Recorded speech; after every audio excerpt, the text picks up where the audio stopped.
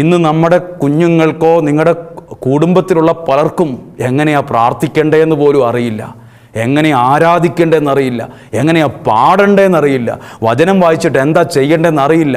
ഇതുപോലുള്ള സംവിധാനങ്ങളോ പഠിപ്പിക്കുന്ന വേദപാഠ ക്ലാസ്സുകളോ തിയോളജിക്കൽ സെൻ്ററുകളോ ഒന്നുമില്ലാത്ത അത്രയും വർഷം പഴക്കമുണ്ടായിരുന്ന കാലത്ത് അബ്രാഹത്തിൻ്റെ മകൻ ചോദിക്കുകയാണ് അപ്പനോട്, ഇത്രയും പ്രായമുള്ള ചെറിയൊരു കൊച്ചു ചോദിക്കുകയാണ്, അപ്പാ വിറകുണ്ട്, തീയുണ്ട്, കത്തിയുണ്ട്, ബലിവസ്തു എവിടെ? അബ്രാഹത്തിൻ്റെ മകന് വരെ അറിയായിരുന്നു എങ്ങനെയായിരുന്നു ബലി അർപ്പിക്കേണ്ടതെന്ന്. ഈ വിമല ഹൃദയ പ്രതിഷ്ഠയിലൂടെ പ്രാർത്ഥനയിൽ നിയോഗത്തോടെ പങ്കെടുക്കുന്ന ഓരോ പ്രിയപ്പെട്ടവരും കേട്ടെ, നിങ്ങളുടെ കുഞ്ഞുങ്ങൾക്ക് ശരിയാവണ്ണം കുരിശു വരയ്ക്കാൻ പോലും അറിയില്ല. ബൈബിളിലെ ഒരു കാര്യവും അധികമായി അറിയത്തില്ല, അവർക്കതിൻ്റെ വില അറിയത്തില്ല. അതെന്തിനാണെന്ന് അവർ ചോദിക്കുന്നത്. എന്തിനു പ്രാർത്ഥിക്കണം, എന്തിനു പള്ളിയിൽ പോകണം, എന്തിനു ബൈബിൾ വായിക്കണം, അതില്ലേലും ജീവിക്കാൻ പറ്റുമല്ലോ എന്ന് അവർ വാദിച്ച് തെളിയിച്ചുകൊണ്ടിരിക്കുകയാണ് പലതും പറഞ്ഞ്. ശ്രദ്ധിക്കൂ, അബ്രാഹത്തിൻ്റെ കാലത്ത് ഇസഹാക്കൊക്കെ അനുഗ്രഹിക്കപ്പെടാൻ കാരണം അബ്രാഹത്തിൻ്റെ മകൻ ഇസഹാക്കിന് വരെ എങ്ങനെയായിരുന്നു ബലിയർപ്പിക്കണം എന്നറിയായിരുന്നു. ദൈവത്തിൻ്റെ വാക്കിന് വില കൊടുത്ത അബ്രാഹത്തിൻ്റെ മകൻ തോന്നിയാസിയായി പോയില്ല, അനുഗ്രഹിക്കപ്പെട്ടവനായി വളർന്നുവെന്ന് ഈ വേദപുസ്തകം സത്യസന്ധമായി വിളിച്ചു പറയുന്നുണ്ട്. ദൈവവചനത്തിൻ്റെ വില കൊടുക്കുന്നവർ ആ വീടും ആ തലമുറയും രക്ഷപ്പെടും, ശ്രേഷ്ഠമായി മാറും. അതാണ് മറിയത്തിൻ്റെ ജീവിതത്തിലൂടെ നമ്മൾ പഠിച്ചത്. ഇനി കേൾക്കൂ, ബലിയർപ്പിക്കാൻ മലമുകളിലേക്ക് കയറിയപ്പം എന്തുകൊണ്ടോയില്ല? ഒരു ടിപ്പർ ലോറി നിറച്ച് കല്ലുമായിട്ടല്ല പോയത്. ചിന്തിക്കേണ്ട കുറച്ച് കാര്യങ്ങളാണ് പറയുന്നത്. ദൈവം ഇടപെട്ട കാര്യമാണ്. ഇതുപോലൊരു ഇടപെടൽ നിങ്ങളുടെ ജീവിതത്തിൽ നടക്കും. വിറക്, തീയ്, കത്തി. മകൻ ചോദിച്ചു ബലിവസ്തുവിടെ. അപ്പോൾ അബ്രഹാം പറഞ്ഞൊരു വാക്കുണ്ട്, 5 മിനിറ്റ് പോലും ആലോചിക്കാതെ, 10 മിനിറ്റ് തലപുകഞ്ഞ് ആലോചിക്കാതെ ഉടനെ ഒരു മറുപടി പറഞ്ഞു, ദൈവം തരും. ഈ മാതാവിൻ്റെ വിമല ഹൃദയ പ്രതിഷ്ഠയ്ക്കൊരുക്കമായി നിൽക്കുന്ന ഈ പ്രാർത്ഥിക്കുന്ന നിങ്ങളോട് നിങ്ങളുടെ നിയോഗത്തിൻ്റെ മുമ്പിൽ നിന്നുകൊണ്ട്, നിങ്ങളുടെ പ്രാർത്ഥനാ വിഷയത്തിൻ്റെ മുമ്പിൽ നിന്നും ശാലോമിലേക്ക് നിങ്ങൾ വിളിച്ചറിയിച്ച ഓരോ നിയോഗത്തിൻ്റെയും മുമ്പിൽ നിന്നുകൊണ്ട് ഉറക്കെ അബ്രാഹത്തിൻ്റെ വാക്ക് പറയട്ടെ, ദൈവം തരും, ദൈവം തരും. ദൈവം തരുമെന്ന് പറഞ്ഞാൽ മനുഷ്യൻ്റെ വാക്കുപോലെയല്ല, അത് തന്നിരിക്കും. നിങ്ങളുടെ നിയോഗത്തെ നോക്കി, നിങ്ങളുടെ ആവശ്യങ്ങളെ നോക്കി ദൈവത്തിൻ്റെ ഈ വാക്ക് ഈ തുറന്ന ബൈബിളിൻ്റെ മുമ്പിൽ നിന്നുകൊണ്ട് വിളിച്ചു പറയും, ദൈവം തരും. നിങ്ങളുടെ വീടുകളിൽ മുഴുവൻ എല്ലാ മുറികളിലും കേൾക്കത്തക്ക വിധം വിളിച്ചു പറയുന്നു, ദൈവം തരും. ഈ പ്രശ്നത്തിന് പരിഹാരം ദൈവം തരും. ദൈവം ഉത്തരം നൽകും, ദൈവം പരിഹാരം കൽപ്പിക്കും, ദൈവം തരും. അങ്ങനെ മലമുകളിൽ കയറി ചെന്ന് എന്താ എഴുതിയിരിക്കുന്നൊരു വാക്കുണ്ട്. അവിടെ കല്ല് പെറുക്കാൻ വേണ്ടി അബ്രാഹാം കുറച്ച് സമയം മാറ്റിവെച്ച് കാണും. എഴുതിയിരിക്കുന്ന വാക്ക്, അവൻ ബലിപീഠം പണിതു എന്നാണ്. ബലിപീഠം പണിതത് കൊണ്ടുപോകാൻ നേരത്ത് തോളത്ത് കല്ലിട്ടല്ല പോയത്. അവിടെ ചെന്ന് വിറകും കത്തിയൊക്കെ അവിടെ വച്ച് ഇതിലേ നടന്ന് കല്ലുകൾ പെറുക്കി എടുത്ത് കൂട്ടിവെച്ച് ബലിപീഠം പണിതു, വിറക് വച്ചു, തൻ്റെ മകനായ ഇസഹാക്കിനെ അതിൻ്റെ മുകളിൽ കിടത്തി. അപ്പോഴൊന്നും ഈ കല്ല് പെറുക്കാൻ പോയപ്പോഴൊന്നും അപ്പുറത്തൊരാട് മുൾച്ചെടികൾക്കിടയിൽ കുടുങ്ങിക്കിടക്കുന്ന അബ്രാഹാം കണ്ടില്ല, ഒന്നും കണ്ടില്ല. അവിടെ ഒരു ഒച്ചയോ ബഹളമോ ഒരാടിനെയോ കണ്ടില്ല. അതിനുശേഷം തൻ്റെ അരയിലുണ്ടായിരുന്ന കത്തിയെടുത്ത് ഈ ഇസഹാക്കിൻ്റെ ശരീരത്ത് കുത്തിയിറക്കാൻ നേരത്ത് അതിൻ്റെ കൈപ്പിടിയിൽ ആ കത്തിയെ ഉയർത്തി, കത്തിയുടെ മുനയും ഇസഹാക്കിൻ്റെ ശരീരവും തമ്മിൽ സെക്കൻഡിൻ്റെ ഗ്യാപ്പുള്ളപ്പോൾ, ചില സെക്കൻഡുകളുടെ വ്യത്യാസമുള്ളപ്പോൾ ഒരു സ്വരം അബ്രഹാം കേൾക്കുന്നു. അബ്രഹാം, അബ്രഹാം എന്നൊരു വിളി കേൾക്കുന്നു. അബ്രഹാം ഞെട്ടിപ്പോകുന്നു. എന്നിട്ട് പറയുവാണ്, കുട്ടിയെ തൊട്ടുപോകരുത്. ദൈവം ഇടപെട്ട സമയം അബ്രാഹത്തിൻ്റെ കയ്യിലിരിക്കുന്ന കത്തിയുടെ മുനയും ഇസഹാക്കിൻ്റെ ശരീരവും തമ്മിൽ വളരെ മൈന്യൂട്ട് സെക്കൻഡിൻ്റെ വ്യത്യാസമേ ഉണ്ടായിരുന്നുള്ളൂ. അപ്പോഴാണ് ദൈവം അബ്രാഹത്തെ വിളിക്കുന്നത്, അബ്രഹാം, അബ്രഹാം, തൊട്ടുപോകരുത്. ഇതാണ് ദൈവത്തിൻ്റെ ഇടപെടൽ. ഇതിനു മുമ്പ് അബ്രഹാം പറഞ്ഞൊരു വാക്കുണ്ട്, ദൈവം തരും. എന്നിട്ട് അബ്രഹാം അടുത്ത വാക്യത്തിൽ ഈ വാക്യം വായിക്കുമ്പോൾ അറിയാൻ പറ്റും, അബ്രഹാം തല ഉയർത്തി നോക്കി. എഴുതിയിട്ടൊരു വാക്കാണ്. അബ്രഹാം തല ഉയർത്തി നോക്കിയപ്പോൾ ദൈവം പറഞ്ഞു, ഇതാ അപ്പുറത്ത് മുൾച്ചെടികൾക്കിടയിൽ ഉടക്കിക്കിടക്കുന്ന ഒരു ആട്. അപ്പോൾ ഈ ആട് എവിടെ നിന്ന് വന്നു? ഇതിലെ മുഴുവൻ ഈ ബലിപീഠം പണിയാൻ നേരത്ത് കല്ല് പെറുക്കിയ സമയത്ത് ഈ ആട് അവിടെ ഇല്ലായിരുന്നല്ലോ. അപ്പോൾ ഭാവനാത്മകമായ ഒരു കാര്യം പറയട്ടെ, അബ്രഹാം തൻ്റെ മകനെ ബലിയർപ്പിക്കാൻ ഈ മല കയറിയപ്പം തൊട്ടടുത്ത സ്ഥലത്തൂടെ ഈ പ്രശ്നത്തിന് പരിഹാരവും ദൈവം കയറ്റിക്കൊണ്ടുവന്ന് അവിടെ നിർത്തി. അതാണ് തല ഉയർത്തി നോക്കിയപ്പോൾ ദൈവം ഒരുക്കിയതിനെ അബ്രഹാം കണ്ടു. വാക്കു പറഞ്ഞ ദൈവം വിശ്വസ്തനാണ്. ദൈവം തരും എന്ന് പറയും. ഇതുപോലെ തന്നെയാണ് ഈ പ്രാർത്ഥനയിൽ പങ്കെടുക്കുന്ന എനിക്ക് നിങ്ങളോട് പറയാനുള്ളത്. ഇന്ന് നിങ്ങളും അബ്രാഹത്തെ പോലെ ഒരു മല കയറുകയാണ്. ഒത്തിരി വിഷമങ്ങളായി, സങ്കടങ്ങളായി, പല കാര്യങ്ങൾക്ക് ഉത്തരവില്ല, എന്ത് ചെയ്യണമെന്നറിയാത്ത ഒരു മനസ്സും ശരീരവും ഒക്കെ വിഷമം കൊണ്ട് ബലൂണ് കാറ്റ് നിറച്ച് ഊതി വീർപ്പിച്ചതുപോലെ മനസ്സും ഹൃദയവും എല്ലാം ഇങ്ങനെ ആകെ വീർത്ത് ആകെ സങ്കടപ്പെട്ടിരിക്കുന്ന നിങ്ങൾ അബ്രാഹത്തെ പോലെ മല കയറുമ്പോൾ നിങ്ങൾ കയറുന്ന മല കാണുന്നൊരു ദൈവമുണ്ട്. കൃത്യസമയത്ത് നിന്റെ ജീവിതത്തിൽ ദൈവം ഇടപെടും. ഈ പരിശുദ്ധ അമ്മയിൽ ഇടപെട്ട ഒരു ദൈവമില്ലേ, ആ ദൈവം നിന്റെ ജീവിതത്തിലും ഇടപെട്ടിരിക്കും. ഒരു അത്ഭുതം നീ കണ്ടിരിക്കും. അബ്രാഹത്തോട് ദൈവം പറഞ്ഞു, നീ കുഞ്ഞിൻ്റെ മേൽ കത്തി വയ്ക്കരുത്, കൊല്ലരുത്, ഇത് ആടിനെ പിടിച്ച് ബലി അർപ്പിക്കുക. സ്വപ്നത്തിൽ പോലും അബ്രാഹാം വിചാരിച്ചില്ലായിരിക്കും ഒരുപക്ഷെ ഇങ്ങനെയൊക്കെ ദൈവം ഇടപെടുമെന്ന്. ചിന്തിക്കാത്ത വിധത്തിലാണ് ദൈവം ഇടപെട്ടത്. പ്രിയപ്പെട്ടവരെ, നിങ്ങളുടെ ജീവിതത്തിലും ഈ വിമല ഹൃദയ പ്രതിഷ്ഠ പ്രാർത്ഥനയിൽ പങ്കെടുക്കുന്ന നിന്റെ ജീവിതത്തിൽ എന്നെ ദൈവം അത്ഭുതകരമായി എൻ്റെ ജീവിതത്തിൽ ഇടപെട്ടു എന്ന് ഒരു സാക്ഷ്യം പറയത്തക്ക വിധം ദൈവം നിന്നെ തൊട്ടിരിക്കും.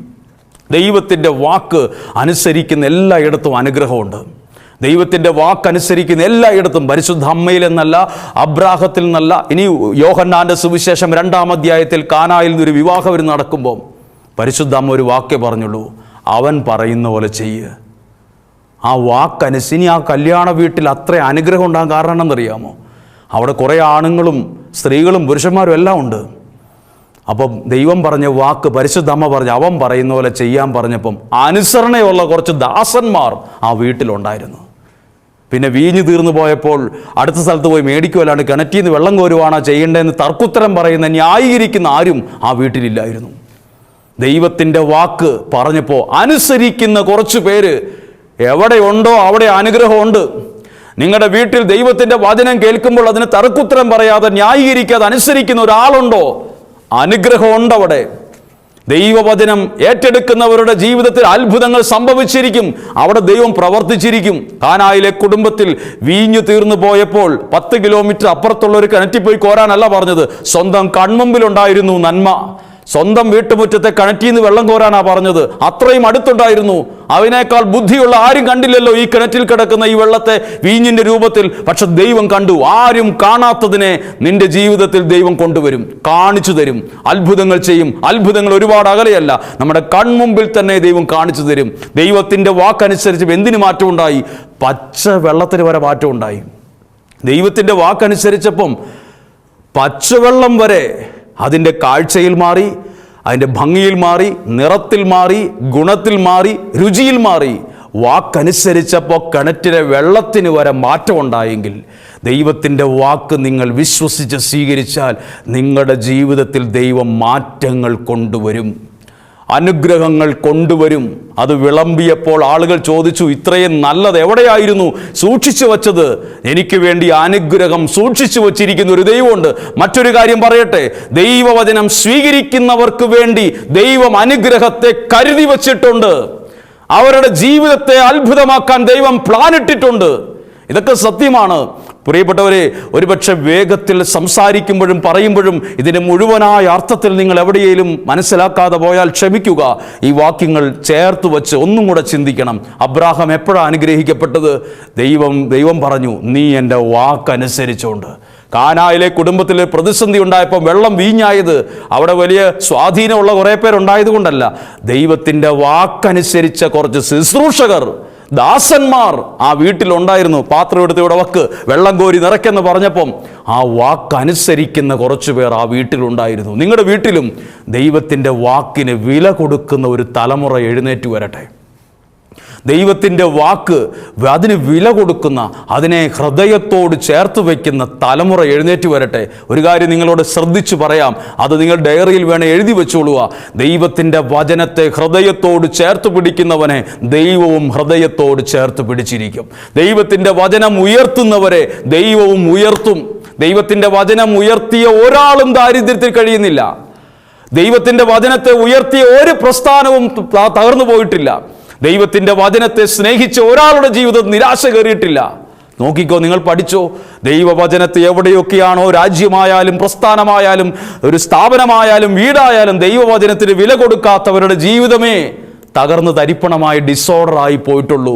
ദൈവവചനം ഉയർത്തിയവരുടെ ജീവിതത്തെ ഒക്കെ ദൈവവും ഉയർത്തിയിട്ടുണ്ട്. പ്രിയപ്പെട്ടവരെ, ദൈവത്തിൻ്റെ വചനത്തെ ഉയർത്താൻ തുടങ്ങിയപ്പോൾ മുതലുള്ള ഉയർച്ചയെ എനിക്കുള്ളൂ. നിങ്ങളുടെ മുമ്പിൽ നിൽക്കാനുള്ള ഒരു യോഗ്യതയും ഒരു ഉയർച്ചയും ഒരു സാഹചര്യവും ഒന്നും എനിക്കില്ല എന്ന് എനിക്ക് പ്രസംഗിക്കുന്ന എനിക്ക് നന്നായിട്ട് അറിയാം. എന്നേക്കാൾ അറിവുള്ളവരും കഴിവുള്ളവരും മെച്ചമുള്ളവരും വീടുള്ളവരും സാമ്പത്തികമുള്ളവരും പഠനമുള്ളവരും എന്നെ കേൾക്കുന്നവരുണ്ട്. നിങ്ങളുടെ മുമ്പിൽ നിൽക്കുവാനുള്ള ഒരേ ഒരു യോഗ്യത ദൈവം എനിക്ക് തന്നത് ഈ പുസ്തകം, ഈ വചനം ഉയർത്തിയപ്പോൾ കിട്ടിയ യോഗ്യത മാത്രമേ ഉള്ളൂ. ആ അറിവേ എനിക്കുള്ളൂ. ആ യോഗ്യതയിലാണ് ഞാൻ നിൽക്കുന്നത്. എനിക്കറിയാം, എൻ്റെ ജീവിതത്തിൽ നിന്ന് ചോര കൊണ്ട് എഴുതിയ ഒരു സത്യം ണ്ട്. ദൈവവചനത്തെ ഉയർത്തുന്നവരെ ദൈവം താഴ്ത്തില്ല. അതാരുമായിക്കൊള്ളട്ടെ, എവിടെയും ആയിക്കൊള്ളട്ടെ, ഏത് കുഴി കിടക്കുന്നവനായിക്കൊള്ളട്ടെ, ദൈവവചനത്തെ ഉയർത്തുന്നവൻ ഏണിയിൽ കയറുന്നത് പോലെ പടിപടിയായി അവൻ കയറി വരുന്നത് കാണാൻ പറ്റും. അവൻ പഠിച്ചുകൊണ്ടിരുന്നപ്പോൾ അവൻ ക്ലാസിൻ്റെ ഏറ്റവും പിറകിലത്തെ ബെഞ്ചിൽ പോയി കിടന്ന ഒരു യോഗ്യതയില്ലാത്തവനാണ്. അവൻ എങ്ങനെ ഈ നിലയിലെത്തി? അവൻ ജീവിതത്തിൽ എല്ലാ വിഷയങ്ങളും തോറ്റപ്പോഴും ദൈവവചനത്തെ അവൻ സ്നേഹിച്ചിരുന്ന ഒരാളായിരുന്നു. അവനെ ദൈവം വഴികളിലൂടെ ഉയർത്തി വളർത്തി. പ്രിയപ്പെട്ടവരെ, പരിശുദ്ധ അമ്മ ദൈവവചനത്തെ സ്വീകരിച്ചു. നിസ്സാരമല്ല, അത് ചെറിയ കാര്യമല്ല, ഗൗരവമായി സ്വീകരിക്കേണ്ട ഒരു കാര്യമാണ്. ഇത് മറ്റ് പുസ്തകം പോലെ അല്ല, ഇത് ജീവനുള്ള ദൈവത്തിൻ്റെ വാക്കാണ്. ഒന്ന് സ്വീകരിച്ച് നോക്ക്. എന്ത് ചെയ്യണം അതിനു വേണ്ടി? നിങ്ങളൊരു വചനം വായിക്കുമ്പോൾ അത് കഴിഞ്ഞ് നിങ്ങളുടെ മനസ്സിൽ പറയണം, ഈ വചനം ഞാൻ വിശ്വസിക്കുന്നു, ഈ വചനം ഞാൻ പരിശുദ്ധ അമ്മയെപ്പോലെ ഏറ്റെടുക്കുന്നു. പരിശുദ്ധ അമ്മയെ ശ്രേഷ്ഠയാക്കിയത് സൗന്ദര്യമൊന്നുമല്ല. പരിശുദ്ധ അമ്മയെ ശ്രേഷ്ഠയാക്കിയത് ഉപയോഗിച്ച വസ്ത്രത്തിൻ്റെ പ്രത്യേകത കൊണ്ടല്ല. വചനത്തെ ഇതാ കർത്താവിൻ്റെ ദാസി എന്ന് പറഞ്ഞൊരൊറ്റ വാക്കേൽ അവൾ എല്ലാവരേക്കാൾ ശ്രേഷ്ഠയായി മാറി. നിങ്ങൾക്ക് നിങ്ങളുടെ കുടുംബത്തിനും ഒന്ന് ശ്രേഷ്ഠമാകണ്ടേ? നിങ്ങളുടെ കുഞ്ഞുങ്ങൾ ശ്രേഷ്ഠമായി വളരണ്ടേ? അവർ വഴിതെറ്റി പോകാൻ പാടില്ല, തകർന്നു പോകാൻ പാടില്ല. നാളെ ആ വഴി കിടക്കുന്നു, അതാ അപ്പുറത്ത് പോലീസ് പിടിച്ചു, അവരെ സ്റ്റേഷനിൽ വെച്ച് അവരെ അടിച്ചു. ഇതൊന്നുമല്ല നമ്മൾ കേൾക്കേണ്ട വാർത്തകൾ. മാതാപിതാക്കൾ ഇന്ന് പലരും കേൾക്കുന്ന വാർത്ത, നിന്റെ കൊച്ചിന് ഇതാ പോലീസ് സ്റ്റേഷനിലുണ്ട്, ലോക്കപ്പിൽ നിന്ന് ഇറക്കണ്ടേ, അവർക്ക് പോലീസുകാരൻ നല്ല തല്ല് കിട്ടിയെന്ന് തോന്നുന്നു. ഇതൊക്കെയാണ് ഇന്ന് കേൾക്കുന്നത്. അങ്ങനെയൊക്കെ ഉണ്ടാകാതിരിക്കാൻ പ്രിയപ്പെട്ടവരെ, ദൈവവചനത്തിൽ വേണം വളരാൻ. വഴിതെറ്റി പോകത്തില്ല. അവരുടെ ജീവിതം ഒരിക്കലും കുഴിയിലേക്ക് പോവില്ല. കുഴിയിൽ നിന്ന് അവർ കയറാൻ തുടങ്ങും. കുഴിയിൽ നിന്ന് കയറിയ അനേകർ ഈ ഒരു ചുവട് വച്ചാണ് കയറിയത്. പ്രിയപ്പെട്ടവരെ, പരിശുദ്ധ അമ്മയെപ്പോലെ ദൈവവചനം സ്വീകരിക്കാൻ തയ്യാറാകുക. അങ്ങനെയെങ്കിൽ അബ്രാഹത്തെ പോലെ നിങ്ങളൊരു അനുഗ്രഹം കാണും. എപ്പോഴാണെന്നറിയോ? അബ്രാഹാം മലമുകളിൽ ചെന്ന് ബലിപീഠം ഉണ്ടാക്കി, കത്തിയെടുത്ത് എല്ലാം തീർന്നു. എനിക്ക് ദൈവം തന്ന ഈ കൊച്ച് എൻ്റെ കയ്യിൽ നിന്ന് എൻ്റെ കൺമുമ്പിൽ തീരാൻ പോകുന്ന സമയത്ത് ദൈവം വിളിക്കുവാണ്, അബ്രഹാം. അവിടെ ഒറ്റ മനുഷ്യക്കുഞ്ഞില്ലാത്ത ആ മോറിയ മലമുകളിൽ ദൈവം അത് കണ്ടു. നിന്റെ യാത്ര ദൈവം കാണുന്നു. നീ കയറുന്ന മല ഏതാണെന്ന് ദൈവത്തിനറിയാം. നീ എവിടെയായി ഇങ്ങനെ ഒരു പ്രതിസന്ധി എനിക്ക് ദൈവത്തിനറിയാം. കറക്റ്റ് സമയത്ത് വിളിക്കും, അബ്രഹാം. തൊട്ടുപോകരുത്. ആ കത്തിയുടെ മുനയും ശരീരവും തമ്മിൽ മൈന്യൂട്ട് സെക്കൻഡ് വ്യത്യാസമുള്ളപ്പം ദൈവം ഇടപെട്ട് എന്നിട്ട് അബ്രഹാം തല ഉയർത്തി നിൽക്കാൻ ദൈവവചനത്തെ അനുസരിക്കുന്നവർക്ക് സാധിക്കും. അവരുടെ തല താന്നു പോകാൻ ഈ ദൈവം സമ്മതിക്കത്തില്ല. പരിശുദ്ധ അമ്മയെ നമ്മളിന്ന് കാണുമ്പോൾ എല്ലായിടത്തും പരിശുദ്ധ അമ്മയുടെ മാധ്യസ്ഥ ഇങ്ങനെ ഉയർന്നു നിൽക്കാൻ കാരണം പരിശുദ്ധമ്മ വചനത്തെ സ്വീകരിച്ചവളാണ്, വിശ്വസിച്ചവളാണ്. ഇതാ കർത്താവിൻ്റെ ദാസി. നമുക്കൊരു നിമിഷം പ്രാർത്ഥിക്കാം. പ്രിയപ്പെട്ടവരെ, ഈ വിമല ഹൃദയ പ്രതിഷ്ഠയുടെ 6ാമത്തെ ദിവസം പ്രധാനപ്പെട്ട ഒരു കാര്യമായിട്ട് ദൈവം തരൂന്ന് അത് വേറെ ഒരാളോട് പറഞ്ഞായിട്ട് കാണരുത്. അതെന്നോടാ ദൈവം പറഞ്ഞതെന്ന് കേൾക്കണം. ഇവിടെ ഇരിക്കുന്ന എന്നെ കേൾക്കുന്ന ഒരമ്മയുണ്ട്, അപ്പനുണ്ട്, സഹോദരനുണ്ട്, യുവാവുണ്ട്, യുവതിയുണ്ട്, കൊച്ചു കുഞ്ഞുങ്ങളുണ്ട്. ഓരോരുത്തരോട് ദൈവം പറഞ്ഞ് ദൈവം തരും. അത് വിശ്വസിച്ചാൽ ആ അനുഭവം സ്വന്തമായിരിക്കും. എങ്ങനെയെന്ന് ചോദിക്കരുത്. അത് നമ്മുടെ ബുദ്ധിയിൽ വഴികളുണ്ടാവില്ല. നമ്മുടെ എല്ലാ വഴികളും അടഞ്ഞവിടെ നിൽക്കുകയായിരിക്കും. ദൈവം തരുമെന്ന് പറഞ്ഞാൽ തന്നിരിക്കും.